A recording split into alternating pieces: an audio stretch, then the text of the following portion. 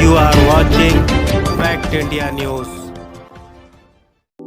RSS chief Mohan Bhagwat भी आए हिंदू कट्टरपंथियों के निशाने पर। दरअसल पिछले दिनों आरएसएस की मैगजीन को दिए एक इंटरव्यू में संघ प्रमुख मोहन भागवत ने महाभारत के दो चरित्रों के बीच समलैंगिक संबंधों को बताया, जो कि सगे भाई थे। हंस और डिंबक को समलैंगिक बताया और साथ ही कहा कि भगवान कृष्णा ने झूठी खबर फैलाई कि डिंबक मर गया, जिसके बाद हंस ने आत्महत्या कर ली।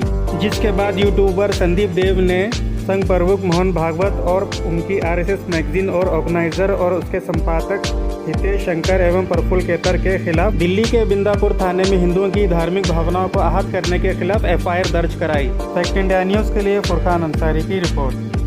संसद के बजट सत्र का आज तीसरा दिन। सदन में हंगामे के आसार। वित्त मंत्री के ऐलान पर भी घेर सकता है विपक्ष। भारत जोड़ो यात्रा के बाद अब कांग्रेस की हाथ से हाथ जोड़ो यात्रा ने पकड़ी रफ्तार।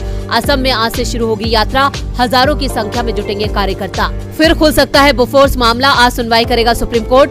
सुप्रीम कोर्ट ने याचिकाकर्ता से 2 फरवरी के लिए मांगे थे कई सवालों पर जवाब। आज से उत्तर पश्चिम भारत में फिर बढ़ेगी ठंड। मौसम विभाग ने कहा हिमालय में बारिश का होगा असर। 2021-22 में देश की जीडीपी 232,14,703 करोड़ वित्त मंत्री जी ने बताई थी और ये भी बताया कि नॉमिनल ग्रोथ 11.1% रहने की उम्मीद है। उसके अनुसार 22-23 की जीडीपी 258 लाख करोड़ रुपया होनी चाहिए थी, पर 2021-22 की जीडीपी को फिर रिवाइज किया गया। जो पहले 232.14 लाख करोड़ बताई गई, उसको 236.64 लाख करोड़ रुपया उसको रिवाइज किया गया। आज के बजट भाषण में जो मौजूदा वित्तीय वर्ष है 2022-23, इसकी जीडीपी 273 लाख करोड़ बताई। अर्थात अगर हम इसका विश्लेषण करें तो नॉमिनल जीडीपी में ग्रोथ होता है 15.4%। नॉमिनल जीडीपी में अगर 15.4% की ग्रोथ है तो रियल जीडीपी कम से कम डबल डिजिट में होनी चाहिए। वित्त मंत्री जी और आर्थिक सर्वेक्षण में इसको 7% पर बताया गया।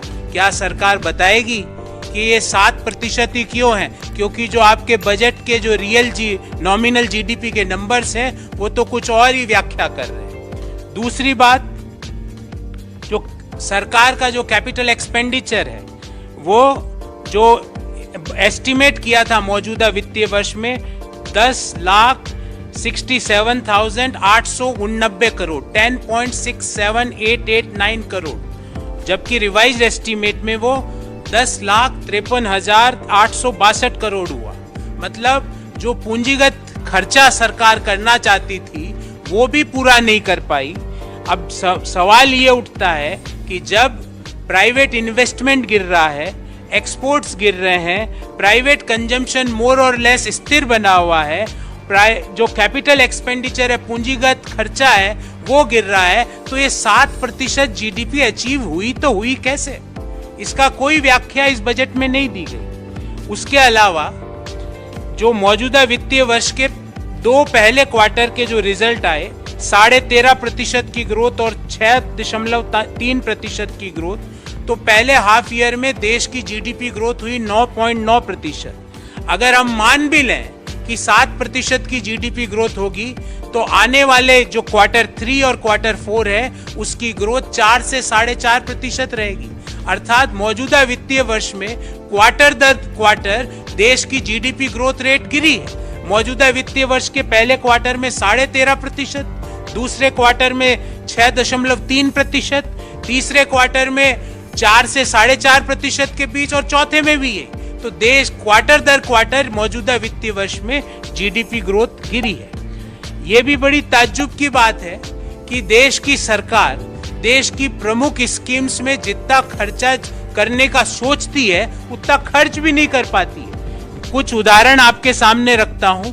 कृषि पर सोचा था सरकार ने कि 83,521 करोड़ रुपए खर्च करेगी, जबकि इसको रिवाइज कर दिया गया 76,279 करोड़। पीएम किसान पर 68,000 करोड़ रुपया खर्च करने का बजटरी एस्टीमेट था, जबकि वास्तविक खर्च हुआ 60,000 करोड़। एजुकेशन पर शिक्षा 1,04,278 करोड़ रुपए खर्च करने का बजटरी एस्टीमेट था, खर्च किया मात्र 99,881 करोड़। हेल्थ पर 86,606 करोड़ की जगह 76,351 करोड़। सामाजिक वेलफेयर पे 51,780 की जगह 46,502 करोड़। शहरी विकास पर 76,549 करोड़ की जगह 74,546 crore. Development for the SC community पे 8,710 करोड़ खर्च करने का सोचा था और खर्च किया मात्र 7,722 करोड़। शेड्यूल ट्राइब्स के विकास पर सोचा था 4,111 करोड़ रुपए खर्च करेगी सरकार, खर्च किया मात्र 3,874। माइनॉरिटीज के डेवलपमेंट पे बजटरी एलोकेशन किया गया था 1,810 और खर्च किया मात्र 530 करोड़ रुपया। और जो वल्नरेबल ग्रुप्स है उन सोचा 1931 करोड़ रुपया खर्च करने का बजटरी एस्टीमेट था, इसको रिवाइज करके कर दिया 1821 करोड़। और आप सब लोगों को जान के ताज्जुब होगा कि राज्यों को जो केंद्र सरकार की ओर से जो डिवोल्यूशन के जो पैसा मिलता है उसमें 3,34,339 करोड़ रुपया देने का उनको ट्रांसफर का बजटरी एस्टीमेट था और दिया मात्र 2,70,936 करोड़। अर्थात ये 64,000 करोड़ रुपया राज्यों का जो हक था उनको नहीं मिला। अब करों की बात करते हैं। कोई मेजर करों में कटौती नहीं की गई, सिवाय जो न्यू टैक्स रिजीम में जो लोग ऑप्ट करते हैं उनमें छोटा सा मार्जिनल फेरबदल किया गया। जो इनडायरेक्ट टैक्सेज है उसमें कोई कटौती नहीं की गई। जो पेट्रोल है, डीजल है, सीमेंट है, फर्टिलाइजर्स हैं, इनके दाम यथावत बने हुए हैं। जो जीएसटी की इरेशनल दरें हैं उसमें कोई रैशनलिटी नहीं लाई गई। और जो केंद्र सरकार बहुत सारे सेसेस इकट्ठे करती है, और ध्यान रहे सेस का पैसा राज्यों को नहीं मिलता है, वो सीधा केंद्र सरकार के पास जाता है। उन सेसेस में भी सरचार्जेस में भी किसी तरह की कोई कटौती नहीं की गई। तो सवाल ये उठता है कि ये बजट से किसका फायदा हुआ। एक बात तो सत्य है कि इससे गरीब लोगों का कोई फायदा नहीं हुआ। जो युवा पीढ़ी है जो रोजगार की तलाश कर रही है उनका भी कोई फायदा नहीं हुआ।